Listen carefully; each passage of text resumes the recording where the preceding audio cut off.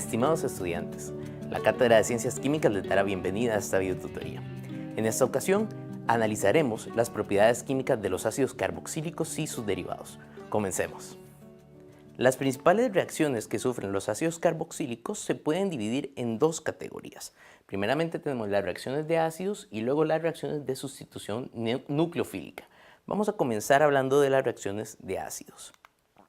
Como lo mencionamos, al estudiar las propiedades físicas de los ácidos, vimos que la polaridad que tiene el grupo carboxílico, donde tenemos un átomo de hidrógeno con una carga positiva, hace que se comporten como ácidos orgánicos débiles. Cuando estos se mezclan con agua, se ionizan y producen el ion carboxilato. Como podemos observar en pantalla, el ion carboxilato presenta resonancia entre los átomos de oxígeno. Esto le da una gran estabilidad al ion y además favorece su formación. Vamos a ver que en este tipo de reacciones los ácidos carboxílicos reaccionan con disoluciones acuosas de bases para formar una sal y agua. El producto que vamos a obtener va a depender del tipo de reactivo básico que vayamos a utilizar.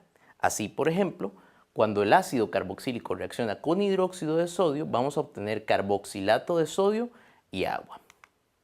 Cuando el ácido carboxílico reacciona con bicarbonato de sodio, vamos a obtener carboxilato de sodio más la liberación de dióxido de carbono gaseoso y la formación de agua.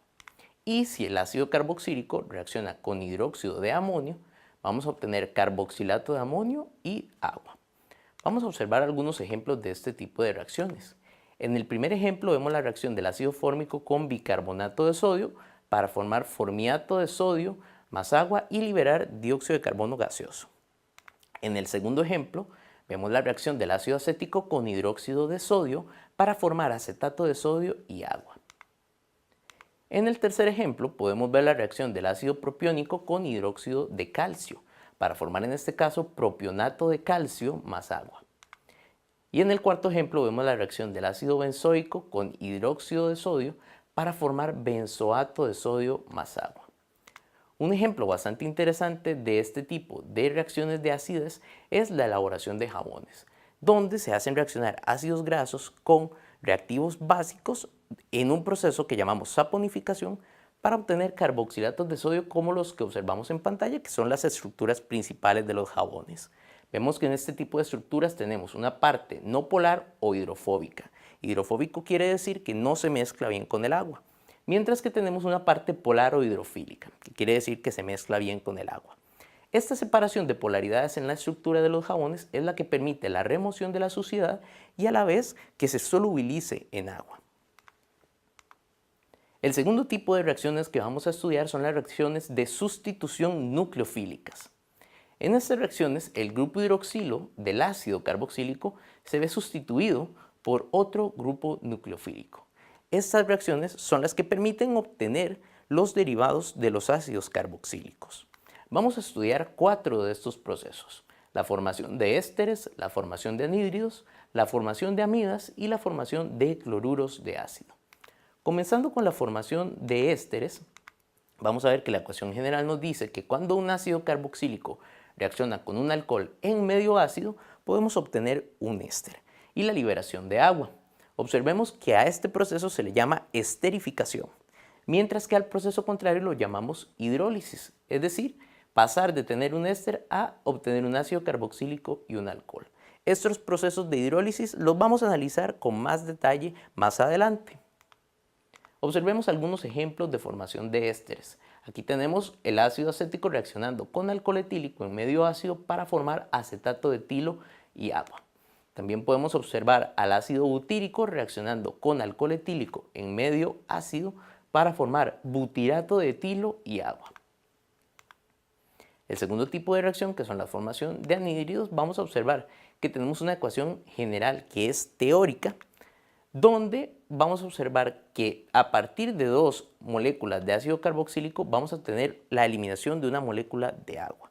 Y a partir de las partes que quedan vamos a observar que se va a formar enlaces oxígeno-carbono para obtener un anhídrido y una molécula de agua. Recordemos que este proceso que tenemos en pantalla es teórico. El mecanismo de reacción de este compuesto es diferente, pero no lo vamos a estar analizando con detalle para efectos del curso. Observemos un ejemplo de este tipo de reacción que es muy utilizado a nivel industrial para obtener el anhídrido acético, que es a partir de la reacción del acetileno con el ácido acético y catalizado por óxido de mercurio.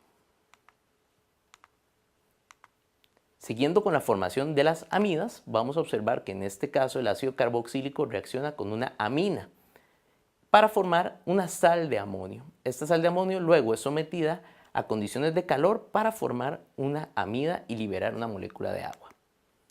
Algunos ejemplos de este tipo de procesos es la reacción del ácido acético con amoníaco, que en un primer paso me da como resultado acetato de amonio. Y tras un tratamiento de calor, se va a formar la acetamida y se va a liberar una molécula de agua. Un segundo ejemplo de este tipo de procesos es la reacción del ácido propiónico con amoníaco para formar propionato de amonio, que luego en calor forma la propionamida. Finalmente tenemos la formación de cloruros de ácido, donde vamos a ver que el ácido carboxílico reacciona con dos reactivos específicos que permiten clorar al ácido carboxílico. En este tipo de procesos se suele utilizar el cloruro de tionilo y el tricloruro de fósforo para obtener los cloruros de ácido. En estos ejemplos podemos observar que el cloruro de tionilo me permite clorar a una molécula de ácido carboxílico, liberándose dióxido de azufre y ácido clorhídrico al medio, mientras que el tricloruro de fósforo me permite clorar a una molécula de ácido carboxílico liberándose ácido fosfórico al medio. Ahora, vamos a conversar sobre las reacciones de hidrólisis que sufren los derivados de los ácidos carboxílicos. En este tipo de reacciones ocurre una sustitución nucleofílica en la que el grupo sustituyente del derivado se sustituye por un grupo hidroxilo proveniente del agua. Observemos que este proceso es básicamente la reacción contraria a las reacciones de sustitución nucleofílicas que sufren los ácidos carboxílicos.